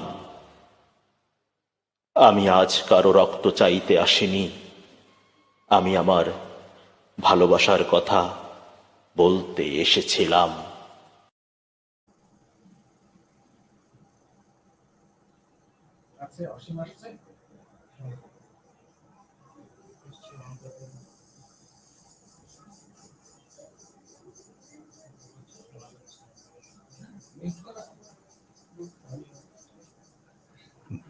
জগন্নাথে ভালো পড়ছিলেন, কিন্তু কেন যেন সে স্বগত সংলাপের মতো মনে হলো। যে আমরা যেটা বলি যে শ্রোতাকে যুক্ত করা, শ্রোতাকে আকর্ষণ করা, সেই বিষয়টা অনুপস্থিত ছিল। তা না হলে বেশ ভালো একটা, মানে ওই সমস্যাটা যদি আপনি কাটাতে পারতেন, খুব ভালো একটা কবিতা হতো। কিছু উচ্চারণ খুব কানে লিখেছে, যেমন প্রতি কেন যেন মনে হলো পতি হয়ে গেল। সাহসী শব্দটা ঠিকভাবে আসেনি, ব্যথিত, আমার কানে এসছে ব্যতীত, ছুঁয়ে ছুঁয়ে হয়ে গিয়েছে, এবং রাখলাম রাখলাম আপনার সবগুলো রাখলাম হয়েছে। তো আপনি এই যে অংশগ্রহণ করলেন, এই অংশগ্রহণ করার জন্য আসলে আপনাকে অনেক অনেক অভিনন্দন জানাচ্ছি, এবং আপনি আসলে আমাদের একরকম প্রেরণাই বলা চলে। যে আমরা বলি আসলে বয়স কোনো বাধা নয়, কিংবা বয়স হলে আমরা সংকোচে একটা জায়গা থেকে অংশগ্রহণ করব না বা দূরে থাকবো। আপনি সেই জায়গাটা দূর করে দিয়েছেন, বা সেই শঙ্কাটা, সেই লজ্জাটা দূর করে দিয়েছেন। আপনাকে অনেক অনেক ধন্যবাদ, অভিনন্দন। আমি আপনাকে দিয়েছি 58। হ্যাঁ, দেখুন, একটা শব্দ আমার খুব কানেই লাগে আপনার, মতো। আপনি মতো বলেছেন, যত মতো এরকম তো হবে না। যত যদি বলি তাহলে মতো বলতে হবে, ব্যথিত বলতে হবে, তাই না? আমার কথা যদি শোনা যায়, সম্মানিত বিচারকদের দৃষ্টি আকর্ষণ করছি, আপনারা যদি আমাকে শুনতে পেয়ে থাকেন। হ্যাঁ, শুনতে পাচ্ছি। তাহলে বলবো যে আপনার মন্তব্য প্রায় এমন কিছুই শুনতে পাই না। সেই জন্য আজকে পরিবেশ পরিস্থিতির কারণেই আমার মনে হয় যতটা কম মন্তব্য করে শুধু নম্বর দিয়ে গেলে প্রতিযোগিতাটা কিছুটা হলেও ধরে রাখা যায় হয়তো। কারণ আপনাদের অনেক কথা যেটা শুরু হয়, কথা শেষ পর্যন্ত আমরা শুনতে পাচ্ছি না। তো সেই জন্য আসলে নম্বরটা দিয়ে গেলে মনে হয় আমরা দায়টা সারতে পারি আর কি। এই লীনা আপার কথা, তখনও উনি অনেক গুরুত্বপূর্ণ কথা বলেছেন, শুরু করেছেন, কিন্তু শেষটা যদি না বোঝা যায় তখন আর কিছুই করার থাকে না। তো সেই জন্য যথাসম্ভব কম মন্তব্য করে নম্বরটা দিয়ে দিলে মনে হয় আজকের মতো আমরা এই অবস্থা থেকে রেহাই পেতে পারি। আমার এটা অনুরোধ থাকলো আপনাদের। লিয়াকত ভাই, প্লিজ। না, ভালো বলেছেন, ঠিক আছে, ধন্যবাদ আপনাকে, ধন্যবাদ। আমি যিনি পাঠ করলেন কবিতা, তার কণ্ঠস্বরটা আমার কাছে ভালো লেগেছে, কিন্তু কণ্ঠস্বরের যে ব্যবহার, সেই ব্যবহারটি নিশ্চয়ই করতে শিখতে হবে, আরো ভালো করে শিখতে হবে। এটা আমার একটা আবেদন রইল। যিনি পাঠ করলেন কবিতাকে, আমি তাকে দিলাম 58।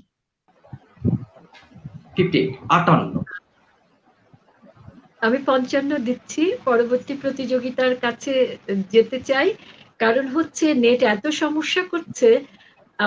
আমরা যারা লাইভে আছি তাদের প্রত্যেকের কথাই মনে হয় শুনতে অসুবিধা হচ্ছে, ফেটে যাচ্ছে। যা বলছি তা যারা শুনছেন তারা কিভাবে নিচ্ছেন জানি না।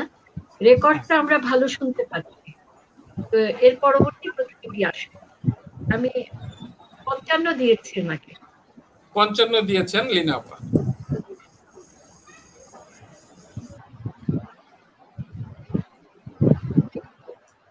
খুলনা থেকে আমরা এবার চলে আসলাম গাজীপুরে।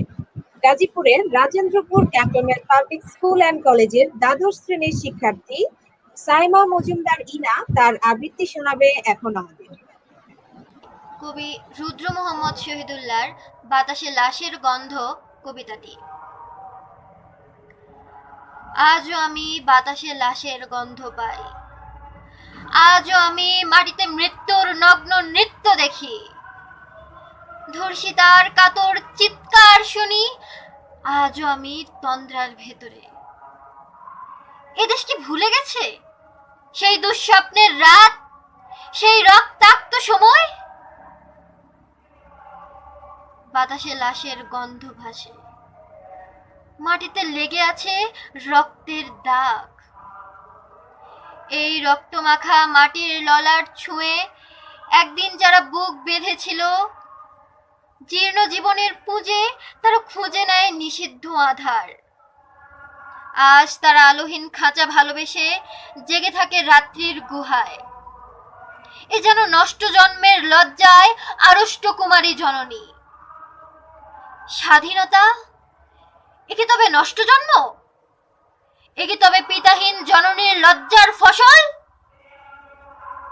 জাতির পতাকায় আজ খামচে ধরেছে সেই পুরনো শকুন, জাতির পতাকায় আজ খামচে ধরেছে সেই পুরনো শকুন, জাতির পতাকায় আজ খামচে ধরেছে সেই পুরনো শকুন।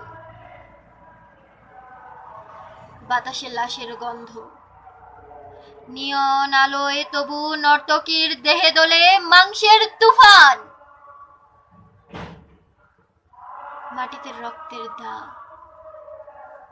চালের গুদামে তবু জমা হয় অনাহারী মানুষের হাড়। এ চোখে ঘুম আসে না, সারা রাত আমার ঘুম আসে না। তন্দ্রার ভেতরে আমি শুনি ধর্ষিতার করুণ চিৎকার। নদীতে পানার মতো ভেসে থাকা মানুষের পচা লাশ, মুন্ডহীন বালিকার কুকুরে খাওয়া বিভৎস শরীর ভেসে ওঠে চোখের ভেতরে।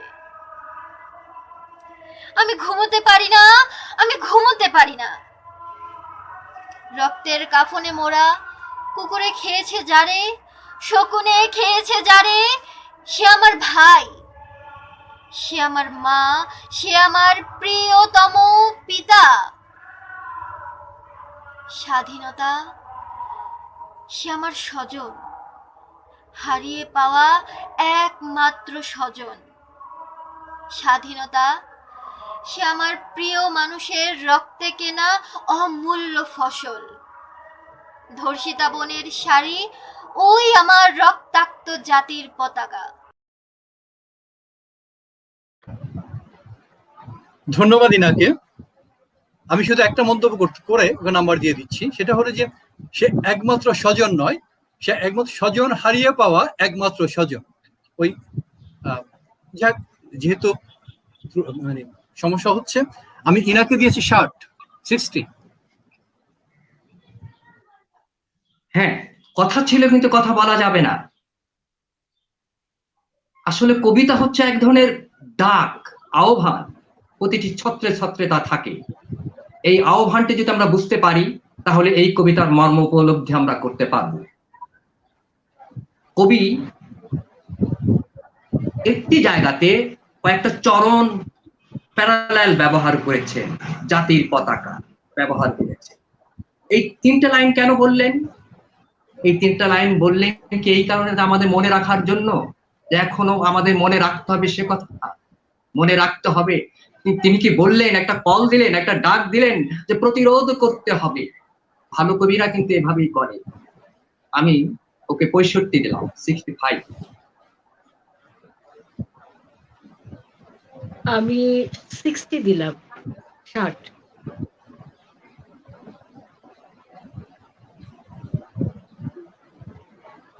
ধন্যবাদ। আবারও ঢাকার প্রতিযোগী রাজধানী গ্রিন ইউনিভার্সিটি অফ বাংলাদেশ এর সম্মান প্রথম বর্ষের শিক্ষার্থী ফারজানা আফরিন মারিয়া এবারের অংশগ্রহণকারী। কবি নির্মলানন্দ গুণের স্বাধীনতা এই শব্দটি কিভাবে আমাদের হলো? কপালে কবজিতে লাল শালু বেঁধে এই মাঠে ছুটে এসেছিল কারখানা থেকে লোহার শ্রমিক। লাঙল জোয়াল কাঁধে এসেছিল ঝাঁক বেঁধে উলঙ্গ কৃষক। পুলিশের অস্ত্র কেড়ে নিয়ে এসেছিল প্রদীপ্ত যুবক। হাতের মুঠোয় মৃত্যু, চোখে স্বপ্ন নিয়ে এসেছিল মধ্যবিত্ত, নিম্ন মধ্যবিত্ত, করুণ কেরানি, নারী, বৃদ্ধ, বেশ্যা, ভব ঘুরে, আর তোমাদের মতো শিশুপাতা কোরআনীরা দল বেঁধে। একটি কবিতা পড়া হবে, তার জন্য কি ব্যাকুল প্রতীক্ষা মানুষের, কখন আসবে কবি, কখন আসবে কবি। শত বছরের শত সংগ্রাম শেষে রবীন্দ্রনাথের মতো দৃপ্ত পায়ে হেঁটে অতপর কবি এসে জনতার মঞ্চে দাঁড়ালেন। তখন পলকের দারুণ ঝলকে তরিতে উঠিল জল, হৃদয়ে লাগিল দোলা, জনসমুদ্রে জাগিল জোয়ার, সকল দুয়ার খোলা, কে রোধে তাহার বজ্র কণ্ঠবাণী। গণসূর্যের মঞ্চ কাঁপিয়ে কবি শোনালেন তার অমর কবিতাখানি। এবারের সংগ্রাম স্বাধীনতার সংগ্রাম, এবারের সংগ্রাম আমাদের মুক্তির সংগ্রাম। সেই থেকে স্বাধীনতা শব্দটি আমাদের।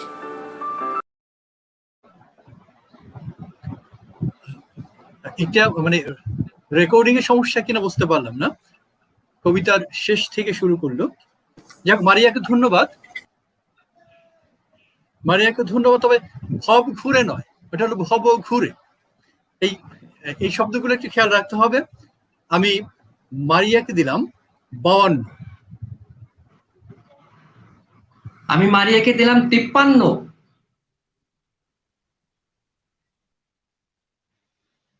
আমি 62 দিচ্ছি। আর একটি অনুরোধ থাকবে, এখন যারা কবিতা করছেন তারা যে আবহ সঙ্গীত ব্যবহার করছেন, প্রতিযোগিতায় এটি না থাকাই ভালো।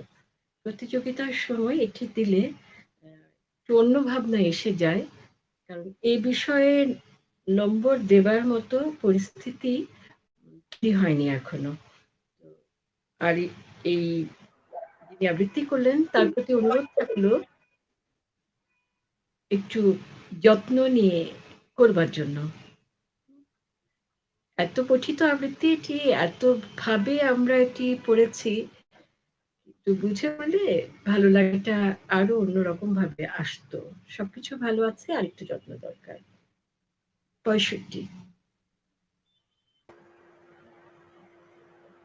স্বাধীনতা ও মুক্তিযুদ্ধ বিষয়ক কবিতা আবৃত্তি চলছে। আপা, লিনা আপার দৃষ্টি আকর্ষণ করছি, আমরা ভুল শুনেছি কিনা। প্রথমে 62 মনে হয় শুনতে পেয়েছি আমরা, পরে 65। কোনটা আসলে ঠিক হবে? আমরা একটু মানে সংশয়ে পড়ে গেছি। না, আমি ওই যে পরে যে মিউজিকের কথাটা বললাম, তো 62 বলে পরে চিন্তা করলাম এই অংশটা দেয়া হয়েছে এবং সেটি একটু পরিমিতির জায়গায় আছে কিনা ভেবে নিয়ে আচ্ছা, তাহলে কি আপনাকে 65 দেব? জি, ঠিক আছে। আর আপনারা কি আবহ চেয়েছিলেন?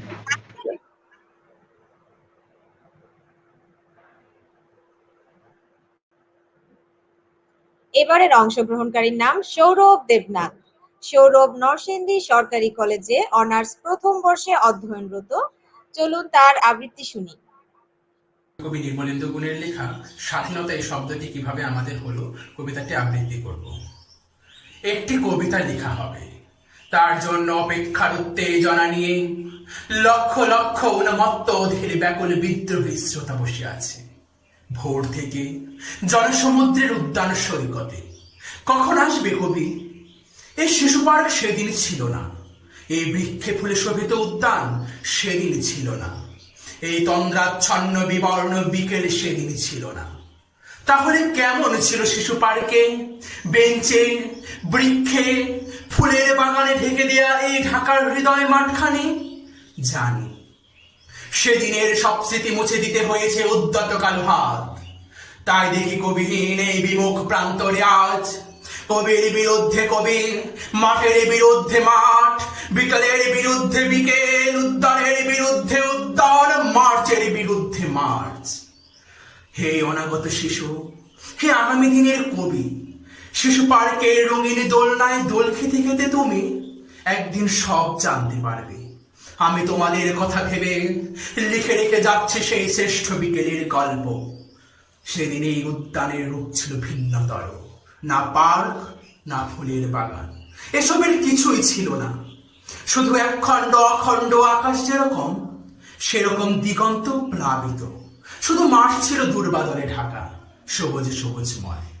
আমাদের স্বাধীনতা প্রিয় প্রাণের সবুজে সে মিশেছিল এই ধুধু মাঠের সবুজে।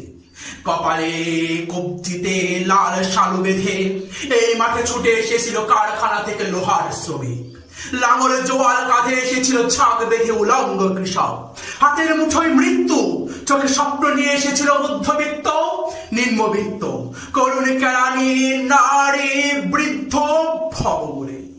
আর তোমাদের মতো শিশু পাতা কোরআনিরা দল বেঁধে এই কবিতা পড়া হবে।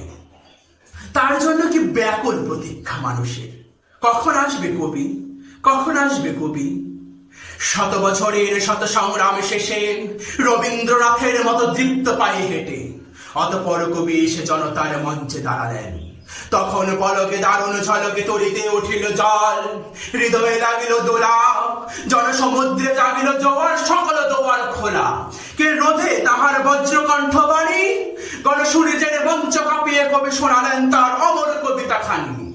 এবারের সংগ্রাম আমাদের মুক্তির সংগ্রাম, এবারের সংগ্রাম স্বাধীনতার সংগ্রাম। সেই থেকে স্বাধীনতা শব্দটি আমাদের। সৌরভকে ধন্যবাদ, শুভকামনা। আমি সৌরভকে দিয়েছি 58। উচ্চারণে ভুল আছে, এটা যত্নবান হতে হবে। প্রযত্ন একটা বড় কথা। সবসময় প্রাচীনকাল থেকে বলা হচ্ছে যে উচ্চারণকে প্রযত্ন নিয়ে করতে হবে। যত মানে মানে শারীরিক একটা প্রযত্ন থাকতে হবে, শারীরিক প্রযত্ন থাকতে হবে। মানে উচ্চারণ করতে গেলে তো আসলে শারীরিক ব্যাপারটা চলে আসে, এটা থাকতে হবে। এর জন্য যত কিছু করা দরকার তত কিছুই করতে হবে ভালো উচ্চারণের জন্য, কোনো পথ নেই। আমি তোমাকে দিলাম 52। আমি দিচ্ছি 75। 75 দিচ্ছি। আর মন্তব্য বলতে গেলে যেটা হচ্ছে যে ওর ধারাবাহিকতায় যে শক্তিমত্তাটা ছিল সেটি গতিতে কখনো ছেদ পড়েনি, এটা একটা ভালো ব্যাপার। তবে আরেকটু যত্ন নিতে হবে, যে লিয়াকত ভাই বললেন যেটা, উচ্চারণে একটু সাবলীল অবস্থাটা আসা উচিত। কারণে দেখা যাচ্ছিল মাঝে মাঝে একটু কেমন লাগছিল, সেটুকুন উত্তরেই আমি 75 দিচ্ছি। ভালো লাগলো। আমরা এতক্ষণ যাবৎ যাদের আবৃত্তি শুনলাম তারা সবাই ছিল শিক্ষার্থী, কিন্তু এখন আমরা যার আবৃত্তি শুনবো তিনি একজন শিক্ষক। তিনি গাজীপুরের কাপাসিয়া সেন্ট্রাল কলেজের অর্থনীতি বিষয়ের প্রভাষক মোহাম্মদ জাহাঙ্গীর হোসাইন। তিনি আজকের প্রতিযোগিতার সর্বশেষ প্রতিযোগী। কবি নির্মলেন্দু গুণের কবিতা স্বাধীনতা, এই শব্দটি কিভাবে আমাদের হলো? একটি কবিতা লেখা হবে, তার জন্যে অপেক্ষার উত্তেজনা নিয়ে লক্ষ লক্ষ উন্মত্ত অধীর ব্যাকুল বিদ্রোহী শ্রোতা বসে আছে ভোর থেকে জনসমুদ্রের উদ্যান সৈকতে। কখন আসবে কবি, কখন আসবে কবি? এই শিশু পার্ক সেদিন ছিল না, এই বৃক্ষে ফুলে শোভিত উদ্যান সেদিন ছিল না, এই তন্দ্রাচ্ছন্ন বিবর্ণ বিকেল সেদিন ছিল না। তাহলে কেমন ছিল সেদিনের সেই বিকেল বেলাটি? কেমন ছিল শিশু পার্কে, বেঞ্চে, বৃক্ষে, ফুলের বাগানে ঢেকে দেয়া এই ঢাকার হৃদয় মাঠখানি? জানি সেদিনের সব স্মৃতি মুছে দিতে হয়েছে উদ্যত কালো হাত। তাই দেখি কবিহীন এই বিমুখ প্রান্তরে আজ কবির বিরুদ্ধে কবি, মাঠের বিরুদ্ধে মাঠ, বিকেলের বিরুদ্ধে বিকেল, উদ্যানের বিরুদ্ধে উদ্যান, মার্চের বিরুদ্ধে মার্চ। হে অনাগত শিশু, হে আগামী দিনের কবি, শিশু পার্কের রঙিন দোলনায় দোল খেতে খেতে একদিন তুমি সব জানতে পারবে। আমি তোমাদের কথা ভেবে লিখে রেখে যাচ্ছি সেই শ্রেষ্ঠ বিকেলের গল্প।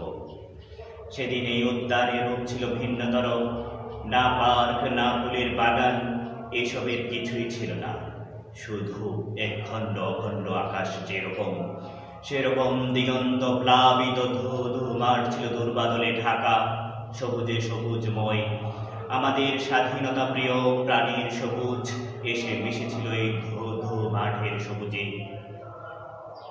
কপালে কবজিতে লাল শালু বেঁধে এই মাঠে ছুটে এসেছিল কারখানা থেকে লোহার শ্রমিক, লাঙল জোয়াল কাঁধে এসেছিল ঝাঁক বেঁধে উলঙ্গ কৃষক, পুলিশের অস্ত্র কেড়ে নিয়ে এসেছিল প্রদীপ্ত যুবক, হাতের মুঠোয় মৃত্যু, চোখে স্বপ্ন নিয়ে এসেছিল মধ্যবিত্ত, নিম্ন মধ্যবিত্ত, করুণ কেরানি, নারী, বৃদ্ধ, বেশ্যা, ভবঘুরে, আর তোমাদের মতো শিশু পাতা পোড়ানিরা দল বেঁধে। একটি কবিতা পড়া হবে, তার জন্য কি ব্যাকুল প্রতীক্ষা মানুষের? কখন আসবে কবি, কখন আসবে কবি? শত বছরের শত সংগ্রাম শেষে রবীন্দ্রনাথের মতো তৃপ্ত পায়ে হেঁটে অতঃপর কবি সে জনতার মঞ্চে দাঁড়ালেন। জনাব মোহাম্মদ জাহাঙ্গীর হোসেন, অনেক অনেক ধন্যবাদ, অভিনন্দন, শুভকামনা। তবে শুনতে খুব কষ্ট হয়েছে, রেকর্ডিং এ বোধহয় একটু সমস্যা হয়েছিল।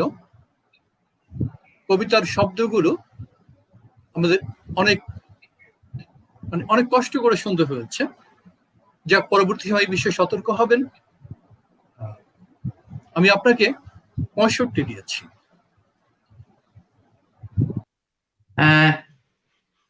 আপনার উচ্চারণের ভিতরে বেশ একটা অদ্ভুত ব্যাপার আছে, সেটা হলো যে যখন ও হবে তখন আপনি অ দিচ্ছেন, আর যখন অ হবে তখন হয়তো বা কখনো কখনো ও দিচ্ছেন হয়তো বা, এরকম একটা দোলাচাল আছে আসলে।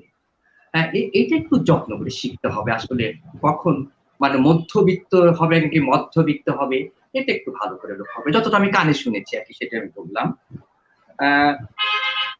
আপনি এসেছেন, আবৃত্তি করছেন, এটা আপনাকে ধন্যবাদ। আরেকটু বোধহয় একটু চর্চা করতে হবে। আসলে কবিতা শেখার জন্য দরকার আছে, গুরুর দরকার আছে, কিন্তু গুরুময় হয়ে ওঠা যাবে না। পড়তে পড়তে, চিৎকার করে পড়তে পড়তে কিন্তু কবিতাটা হয়ে যায় হয়, যদি আমরা ছন্দ বোধটা আমাদের একটুখানি থাকে, কারণ ওটা তো আসলে মাথায় আছে ছন্দটা। আসলে কবিতা বিজ্ঞান ভিত্তিক একটি ব্যাপার, তার ছন্দ, তার শব্দ এবং সবই আসলে মাথায় পুরা আছে। আমার যে শব্দের জন্য, শব্দবোধের জন্য মস্তিষ্কে একটা জায়গায় রয়ে গেছে, ছন্দের জন্য জায়গা আছে, বোধের জন্য কতগুলো জায়গা আছে। আসলে ভালো করে যদি আমি আমার শ্রবণ ইন্দ্রিয়টাকে ব্যবহার করি, তাহলে কিন্তু আসলে হয়ে উঠবে, পড়তে পড়তে হয়ে উঠবে, এটা আমি বিশ্বাস করি। তবে উচ্চারণের জন্য আপনাকে অনেক বেশি অন্যের সহযোগিতা নিতে হবে, উচ্চারণ অভিধান কিনতে হবে, মানে ধ্বনিকে উচ্চারণ করবার জন্য প্রয়াস নিতে হবে, এগুলো করতে হবে আপনাকে। তাহলে আমার মনে হয়, এটা মনে কিছু করবেন না, এটা হচ্ছে আমার পরামর্শ। আশা করছি মনে কিছু আপনি করতেন না। আপনাকে আমি 65 দেব।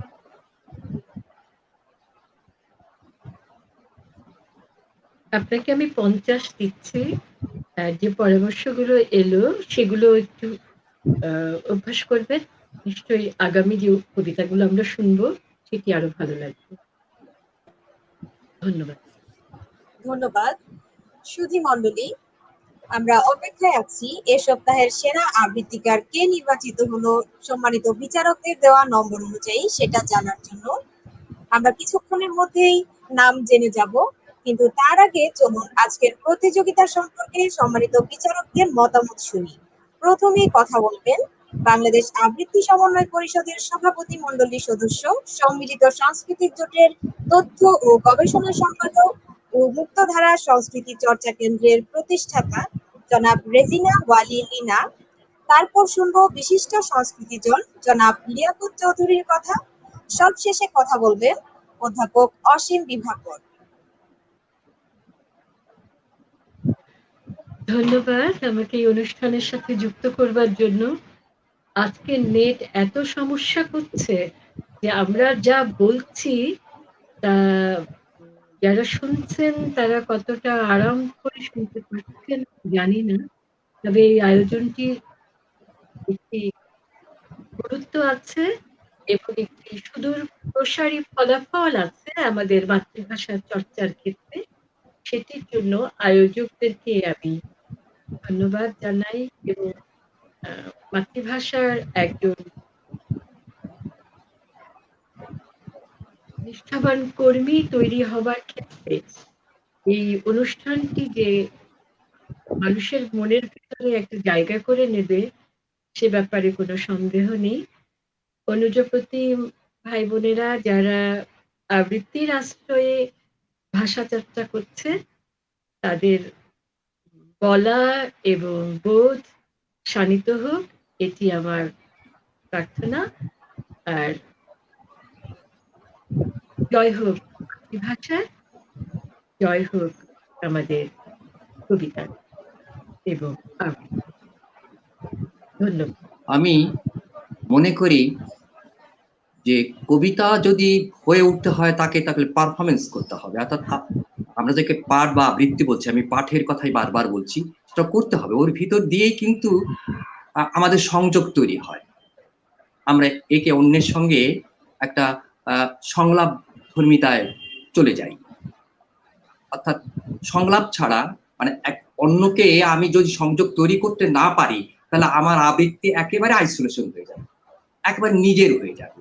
কখনো কোনো শব্দ, কোনো পাঠ বা আপনি আবৃত্তি বলেন নিজের নয়, আমি নিজের জন্য করি না, আমি অন্যের জন্য করি।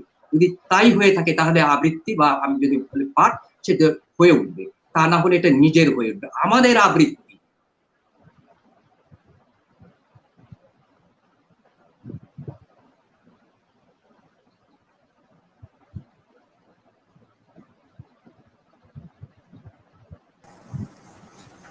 লিয়াকত ভাই স্থির হয়ে গেছেন। আমার নিজের কথা নিজে বলছি।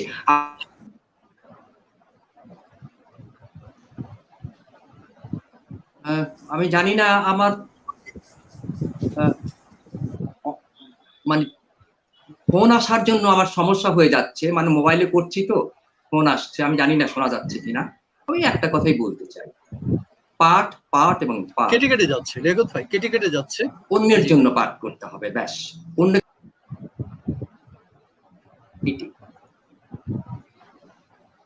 ধন্যবাদ। আমরা শেষ পর্যায়ে লীনা আপা আমাদের সাথে যুক্ত হতে পেরেছেন শেষ পর্যন্ত, সেজন্য লীনা আপাকে অনেক অনেক ধন্যবাদ, অভিনন্দন। সবার জন্য শুভকামনা থাকলো। এবং আমরা আবৃত্তির সময় যে বিষয়গুলো আলোচনা করেছি, প্রতিযোগী যারা এবং যারা শিখাচ্ছেন তারা যদি আমাদের এই পরামর্শগুলো একটু মন দিয়ে শোনেন, তাহলে আমাদের সবার জন্যই ভালো হয়। আমরা স্বাধীনতার সুবর্ণ জয়ন্তী উদযাপন করলাম। আমরা বাংলাদেশকে সুন্দর করতে চাই, সমৃদ্ধ করতে চাই, শান্তময় করতে চাই, এবং এই করার পেছনে আমাদের সবাইকে ভূমিকা রাখতে হবে। এই আহ্বান জানিয়ে আমি শেষ করছি। সবার জন্য অনেক অনেক শুভকামনা। সম্মানিত বিচারকদের অসংখ্য ধন্যবাদ মূল্যবান মতামতের জন্য। আমরা আজকের প্রতিযোগিতার প্রায় শেষ পর্যায়ে চলে এসেছি। আমাদের এই আয়োজনকে সফল করতে নেপথ্যে থেকে যারা প্রতিনিয়ত কাজ করে যাচ্ছেন তাদের সবাইকে আন্তরিক ধন্যবাদ। এবার জানবো আমরা এই পর্বের সেরা আবৃত্তিকার কে নির্বাচিত হয়েছে তার নাম। এই পর্বের সেরা আবৃত্তিকারকে প্রাক্তন কচিকাঁচা ফোরামের সহসভাপতি ইঞ্জিনিয়ার আহমেদ মুক্তাদির আরিফের সৌজন্যে পুরস্কার প্রদান করা হবে। আমি সেরা আবৃত্তিকারের নাম ঘোষণার জন্য প্রিন্সিপাল ইকবাল সিদ্দিকী স্যারকে বিনীত অনুরোধ জানিয়ে আজকের মতো এখানেই বিদায় নিচ্ছি। ধন্যবাদ সবাইকে। ধন্যবাদ সঞ্চালককে, কৃতজ্ঞতা সম্মানিত বিচারকদের যে এই এত সমস্যার মধ্যেও আপনারা সংযুক্ত হতে পেরেছেন এবং যথাসম্ভব দক্ষতার সঙ্গে আপনাদের দায়িত্ব পালন করেছেন। আর ইন্টারনেটের এই সমস্যাকে আমি কিছুটা ধন্যবাদও দিচ্ছি। আমাদের মনে হয় কিছুটা উপকারও হয়েছে এই কারণে যে আজকে অনুষ্ঠানটা ইতিমধ্যে শেষ পর্যায়ে এসেছি 1 ঘন্টা 18 মিনিটে।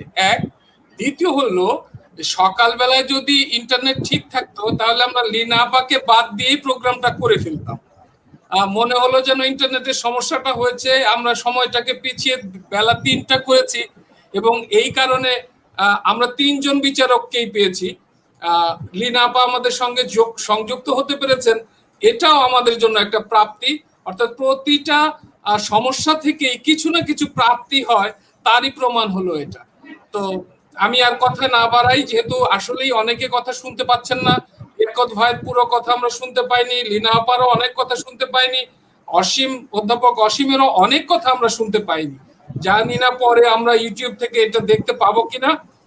তো আমি আর কথা না বাড়িয়ে আজকের পর্বে যে সেরা আবৃত্তিকার হয়েছে সে আসলে এর আগেও একবার সেরা আবৃত্তিকার হয়েছিল 4র্থ পর্বে। নওগাঁর মেয়ে মালিহা মাসফিরাত মেধা। এই মেধাকে অভিনন্দন, তোমার পুরস্কার আগের মতোই পৌঁছে যাবে। আমরা মেধার আবৃত্তি শুনতে শুনতেই আজকের অনুষ্ঠানের সমাপ্তি টানব। অল্পের জন্য মেধাকে ধরতে পারেনি মৃত্তিকা, এটা আমি কখনো বলিনি, কিন্তু খুব মায়া লাগছিল মেয়েটার জন্য, সেই জন্য এবার বললাম যে মৃত্তিকা তুমি কি বলা হয় যে উৎসাহ হারিয়ে ফেলো না, বাছাই পর্বে চলে আসো, ইনশাল্লাহ তুমি ভবিষ্যতে সেরা আবৃত্তিকার হওয়ার মতো অবস্থায় যেতে পারবে বলে আমরা আশা করি। মেধাকে অভিনন্দন। মেধার আবৃত্তি দিয়ে আমরা আজকের অনুষ্ঠানের সমাপ্তিটা নিই। সবাইকে শুভেচ্ছা, ভালো থাকবেন। কবি নির্মলেন্দু গুণ রচিত স্বাধীনতা এই শব্দটি কিভাবে আমাদের হলো। একটি কবিতা লেখা হবে, তার জন্য অপেক্ষার উত্তেজনা নিয়ে লক্ষ লক্ষ উন্মত্ত অধীর ব্যাকুল বিদ্রোহী শ্রোতা বসে আছে।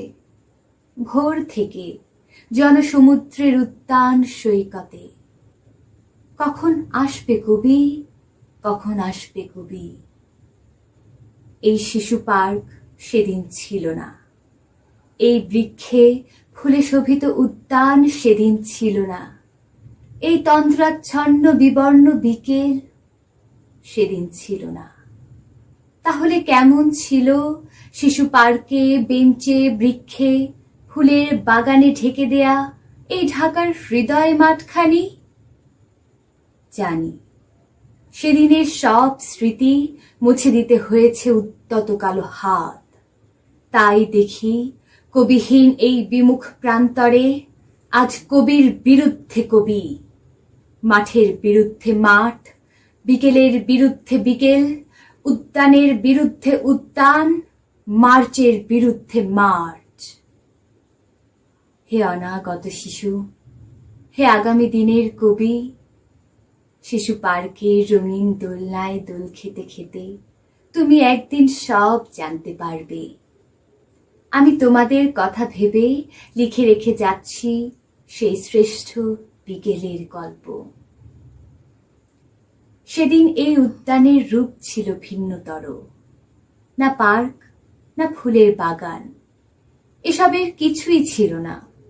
শুধু একখণ্ড অখণ্ড আকাশ যেরকম, সেরকম দিগন্ত প্লাবিত শুধু মাঠ ছিল দুর্বাদলে ঢাকা, সবুজে সবুজময়। আমাদের স্বাধীনতা প্রিয় প্রাণের সবুজ এসে মিশেছিল এই ধুধু মাঠের সবুজে। কপালে কবজিতে লাল শালু বেঁধে এই মাঠে ছুটে এসেছিল কারখানা থেকে লোহার শ্রমিক, লাঙল জোয়াল কাঁধে এসেছিল ঝাঁক বেঁধে উলঙ্গ কৃষক। হাতের মুঠোয় মৃত্যু, চোখে স্বপ্ন নিয়ে এসেছিল মধ্যবিত্ত, নিম্ন মধ্যবিত্ত, করুণ কেরানি, নারী, বৃদ্ধ, ভবঘুরে আর তোমাদের মতো শিশু পাতাকুরানিরা দল বেঁধে। একটি কবিতা পড়া হবে, তার জন্য কি ব্যাকুল প্রতীক্ষা মানুষের। কখন আসবে কবি, কখন আসবে কবি।